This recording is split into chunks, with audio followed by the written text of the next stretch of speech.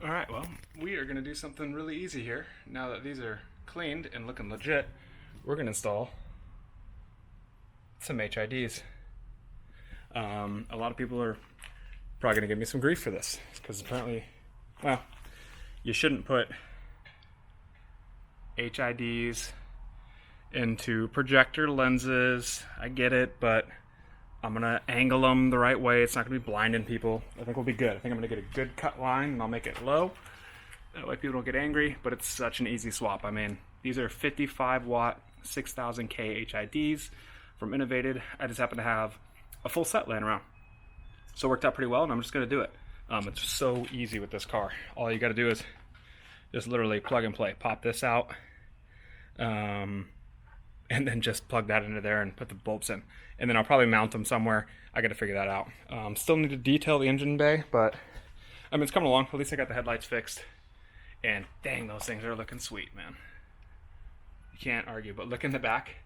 You can see that the projector housing itself has some sort of dust or debris or splash on it, something like that, which you can only really get clean, I believe, by taking the entire housing out and baking it. Not something I want to do. So we'll figure it out. I'm going to put these in. Here, I'll show you the difference real quick.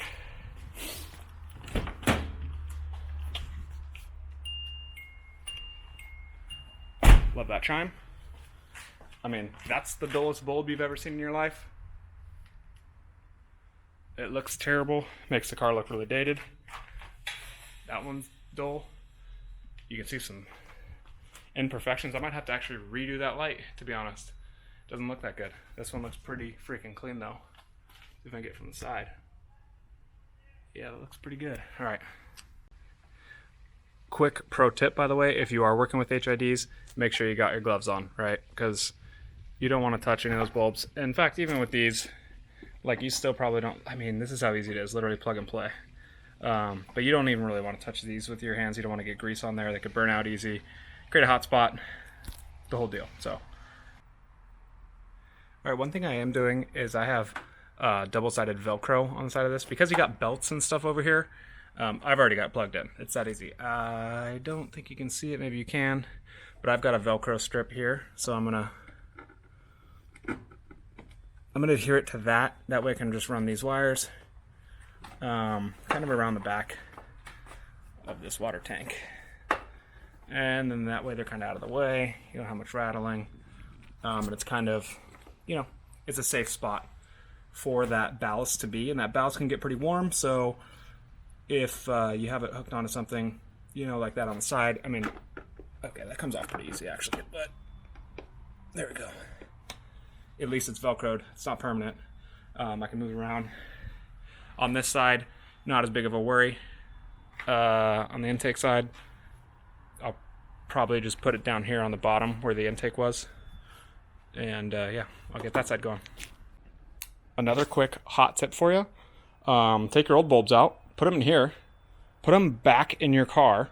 So that way if something ever happens, your HID, something doesn't work, you can just pop those out and you can just put this back in. It's not going to get damaged. It's secure in here. It doesn't even shake.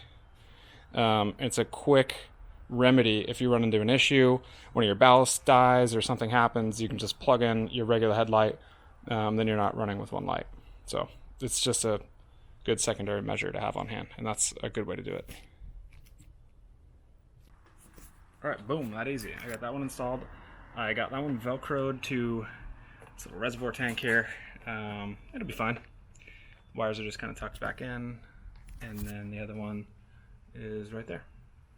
Could do a little better of a tuck here, but other than that, you know, it's not going anywhere. Everything's good. So let's fire it up. I mean, obviously, broad daylight here, but oh, she just comes to life.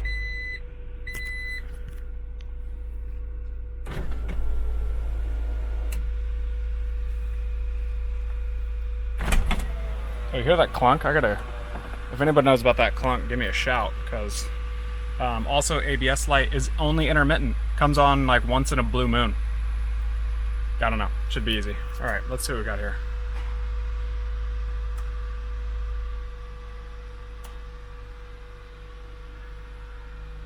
Oh yeah. Now I'm at an angle, so they don't look right yet, but the left one definitely has got to go lower, and I think to the left. Hard to tell. Looks really bright though. I'll get another view at night. I gotta level these out, so I'll have to get a straight shot into a wall at some point. But so far, so good. They look bright. They look great.